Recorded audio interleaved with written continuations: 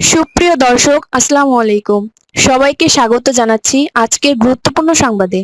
প্রথমেই জানিয়ে দিচ্ছি সংবাদ শিরোনাম, পরে বিস্তারিত। That's the fact. এমন ইরানকে আসলে আমি দেখতে চেয়েছিলাম যখন একটা দেশের জনগণ নিজেদের ভালো মন্দ বুঝতে না পেরে পশ্চিমা রাষ্ট্র আমেরিকা, তাদের মিত্রশক্তি এবং তাদের দুষ্ট ছেলে ইশালের জনগণের বা ইশাল সরকারের এজেন্ডাকে বাস্তবায়িত করার চেষ্টা করে। তাদের দেশে থাকা সেই ৪৫ বছর আগের যে স্বঘোষিত রাজপুত্র, বয়স হয়ে গেছে ৮০, তার পরিকল্পনায় ইরানকে ভাঙার যে পরিকল্পনা করেছিল, জনগণকে বিক্ষুব্ধ করে উস্কানি দিয়ে যে লেভেলে নিয়ে আসছে, সেখান থেকে ইরান এবার কামব্যাক করতে যাচ্ছে।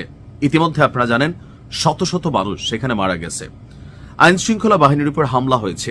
৮ জন অভিজাত শ্রেণীর, ইরানের সর্বোচ্চ যে শ্রেণী বলা হয়ে থাকে রেভলিউশনারি গার্ড, তাদের ৮ জন সদস্য জীবন হারিয়েছে জনগণের হাতে। পাশাপাশি সেখানে মসজিদে তাদের দেশের জনগণ আগুন দিচ্ছে। ভাবা যায় এটা অন্য কোনো দেশের মানুষ করতেছে, সেই দেশের। কিন্তু আপনার মনে হয় যে ইরানের একজন মুসলমান মসজিদের মধ্যে এই ঘটনা ঘটাচ্ছে। কারা ঘটাচ্ছে? এরা পশ্চিমার এজেন্ট। এবং ইরানের মধ্যে অনেক অমুসলিমরা বসবাস করে, যারা পশ্চিমাদের পারপাস সার্ভ করে।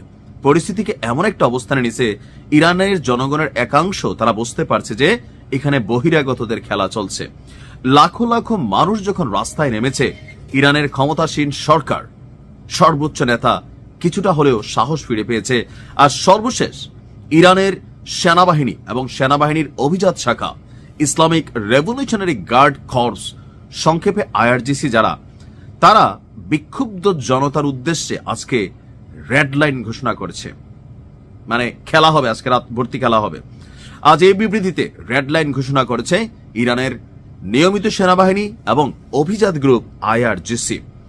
রাষ্ট্রায়ত্ত টেলিভিশনে সম্প্রচারিত এক বিবৃতিতে আইআরজিসির পক্ষ থেকে বলা হয়েছে, গত ২ রাত ধরে সন্ত্রাসীরা সামরিক এবং আইন প্রয়োগকারী বাহিনীর ঘাঁটিগুলোকে দখলের চেষ্টা করছে। নাগরিক এবং নিরাপত্তা কর্মকর্তা কর্মীকে শেষ করে দিচ্ছে। সরকারি সম্পত্তি থেকে শুরু করে মসজিদ, মাদ্রাসা, কোনো কিছুই বাদ যাচ্ছে না অগ্নিকাণ্ডের হাত থেকে। ধারাবাহিকভাবে এই ধরনের ঘটনা ঘটতে থাকা একেবারেই অগ্রহণযোগ্য।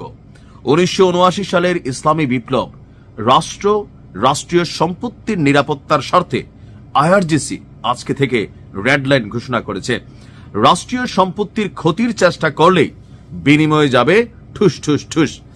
পৃথক আরেক বিবৃতিতে ইরানের নিয়মিত সেনাবাহিনী জানিয়েছে, ইরানের জাতীয় স্বার্থ, কৌশলগত অবকাঠামো এবং সরকারি সম্পত্তি রক্ষায় সেনাবাহিনী প্রতিজ্ঞাবদ্ধ। বছরের পর বছর ধরে ইরানি মুদ্রার যে অবনতি হয়েছে, তার জেরে সেখানে সমস্যা আছে। আমি এটা বলি না যে সমস্যা নাই। একটা দেশকে পুরোটা বিশ্ব চাপ দিয়ে রাখছে। আজকের দিনে বাংলাদেশ যদি মাত্র ধরেন, আমেরিকা খালি কয় যে বাদ বাংলাদেশ, কালকে দিনে ভিক্ষার ঝুলি নিয়ে আমরা রাস্তায় নামবো কেন? আমেরিকা তো আমেরিকা না। আমেরিকার সাথে ভারত আমাদের সাইডে দিয়ে বসে আছে। আমেরিকা যখন রিয়েকশন দিবে, ইউরোপীয় ইউনিয়ন রিয়েকশন দিয়ে বসবে।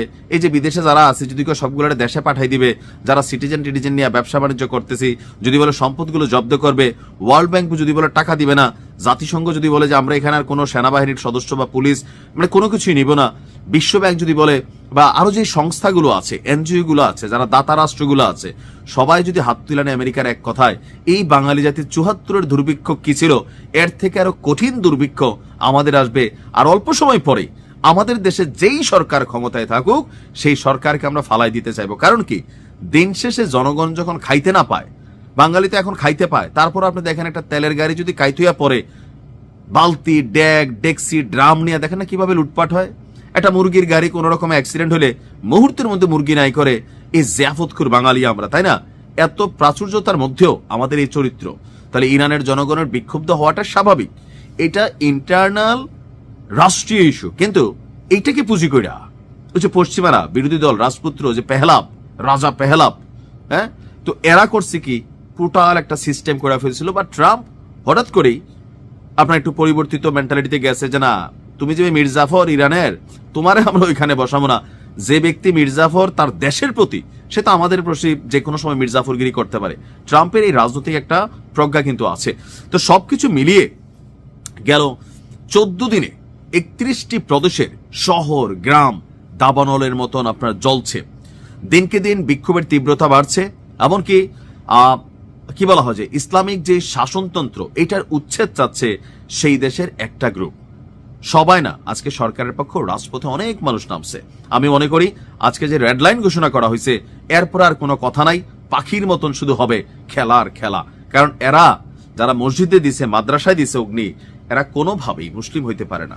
ঢুইকা গেছে আন্দোলনের মধ্যে, এরা বিক্ষুব্ধ। তবে আলহামদুলিল্লাহ ইরানের জনগণের একাংশ বুঝতে পারছে যে এখানে পশ্চিমারা খেলা চলতেছে, এটা তাদের সমস্যা ছিল, চলে গেছে অন্যদিকে, এটা বুঝতে পারছে।